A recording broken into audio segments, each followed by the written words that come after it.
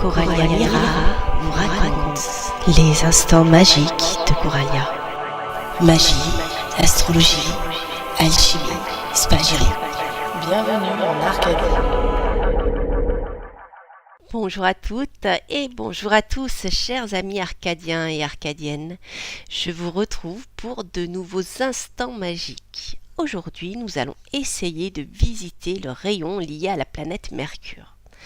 Je dis bien essayer car vu de la Terre, Mercure est après la Lune l'astre le plus rapide, mais surtout le plus, dirons-nous, agité.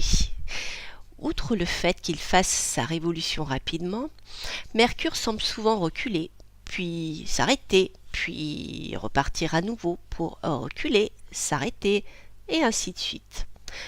Ouf, j'en suis fatiguée rien que d'y penser.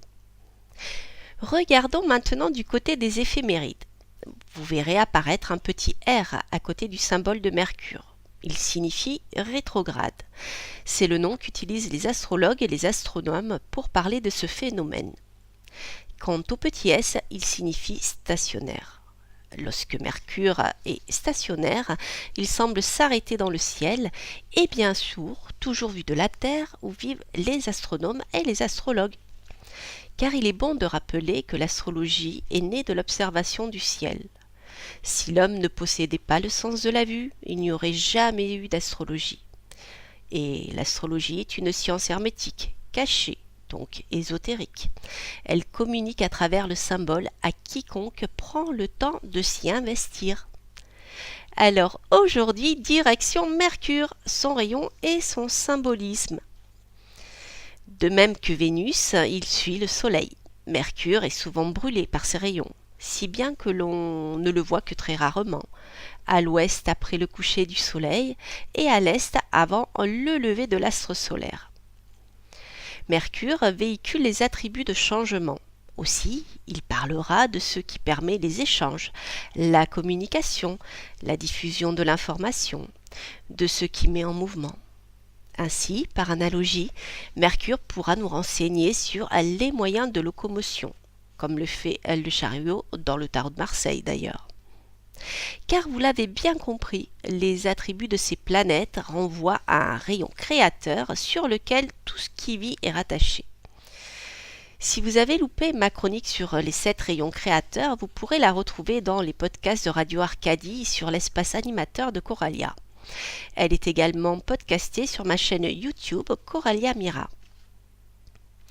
C'est donc par ce rayon créateur cher à Anne Bailey que tout est rattaché. C'est pour cela que dans les sciences hermétiques, on travaille par analogie. Et c'est ce que nous allons faire une fois de plus avec la planète Mercure et le rayon créateur sur lequel il se trouve. Mercure, par son mouvement, va parler de rapidité d'action, mais également de multiplicité. En astrologie, Mercure multiplie ce qu'il touche. Son mouvement capricieux peut aussi faire référence à l'instabilité. Lorsque, par exemple, le consultant entamera plusieurs tâches en même temps, sans jamais en mener à bout une seule. Vous l'avez compris, tout possède son contraire. Alors, pour le côté positif de Mercure, lorsqu'il représente un individu, il donnera quelqu'un de mobile, quelqu'un de capable de mener plusieurs tâches de front sans que cela lui coûte son énergie. Mercure sera capable de gérer les appels téléphoniques, passer d'une tâche à l'autre avec aisance, et bien sûr, contrairement à Saturne, qui lui préférera travailler seul et à son rythme, menant une seule tâche à la fois. Mercure sera un parfait négociateur en affaires, rusé, adaptable et parfois même agité. On le rattachera donc aux négociants, aux marchands et même aux voleurs pour la partie négative. Ce n'est donc pas un hasard si l'on retrouve la planète Mercure reliée au battleur dans le tarot de Marseille. Rappelez-vous, le battleur possède tous les éléments pour agir. C'est aussi le magicien qui jongle avec les éléments. C'est également le jeune homme, car Mercure nous parlera aussi de l'adolescent. Ça va ? Vous me suivez toujours ? Voyons voir quel jour correspond à Mercure.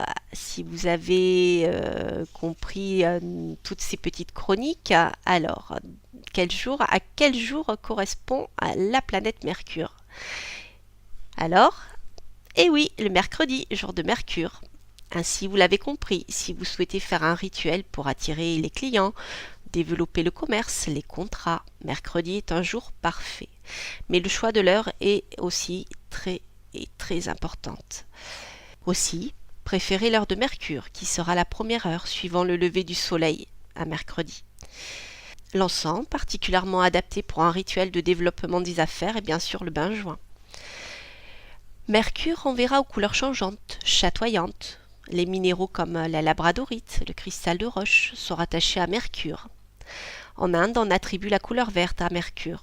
Aussi, le jade est excellent pour l'utiliser dans un rituel de développement des affaires, ainsi qu'une bougie verte si vous souhaitez travailler avec les bougies de couleur.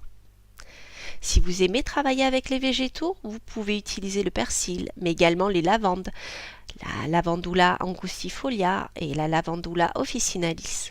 Parce que la lavande calme aussi la nervosité. Et la nervosité est le point faible de, eh oui, notre Mercure, d'où les fameux maux de tête attribués à la nervosité. Comme la nature est bien faite, n'est-ce pas? Allez, une autre devinette. Vous avez bien compris le symbolisme de Mercure. Je vais donc vous laisser deviner quels animaux pourraient être rattachés au rayon de Mercure. Je vous donne quelques mots-clés. Rapidité, vivacité, changement, malin. Alors? Eh oui, le singe, l'écureuil, le renard en sont des exemples. Dans la culture aztèque, le singe renvoie à la notion de survie, grâce bien sûr à son intelligence, sa ruse et surtout son adaptabilité. Et s'il existe une figure des plus adaptables, c'est bien notre mercurien. Si nous poursuivons le fil des analogies, il est facile de repérer un individu marqué par Mercure, lorsque par exemple la planète se trouve conjointe à l'ascendant. Mercure donnera une taille plutôt moyenne, un corps mince bien sûr, à relativiser avec d'autres planètes qui pourraient influencer cette description. Je vous parlerai d'un Mercure dominant. Le mercurien a également souvent la tête triangulaire, c'est-à-dire le menton pointu et le front beaucoup plus large. La manière de mouvoir de ce mercurien est assez typique. La démarche est vive et active. Il semble bouger avec une extrême agilité et parfois on dirait qu'il ne touche pas le sol. Il est généralement bavard, semblant sauter du coq à l'âne parce que son esprit extrêmement rapide le mène d'une idée qu'il vient d'évoquer à une autre, puis encore à une autre. On comprend mieux ainsi les maux de tête, d'autant plus que Mercure, sur le plan de la santé, nous parlera du système nerveux et du cerveau. D'un esprit curieux, il s'intéressera à de nombreux domaines. Il est toujours en quête d'informations. Le mercurien passionnera les individus aimant découvrir de nouvelles choses et appréciant les pointes d'humour. Par contre, il épuisera ceux ou celles qui aiment aller au bout d'une idée sans digression ni anecdote. En vous présentant cette chronique, je ne peux m'empêcher de penser à quelques-uns de mes enseignants.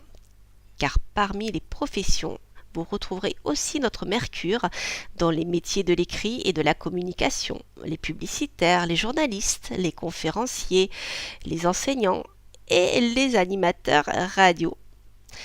Voilà, chers amis arcadiens, j'espère que vous avez aimé cette chronique dédiée à notre dieu des marchands et des voleurs, Mercure.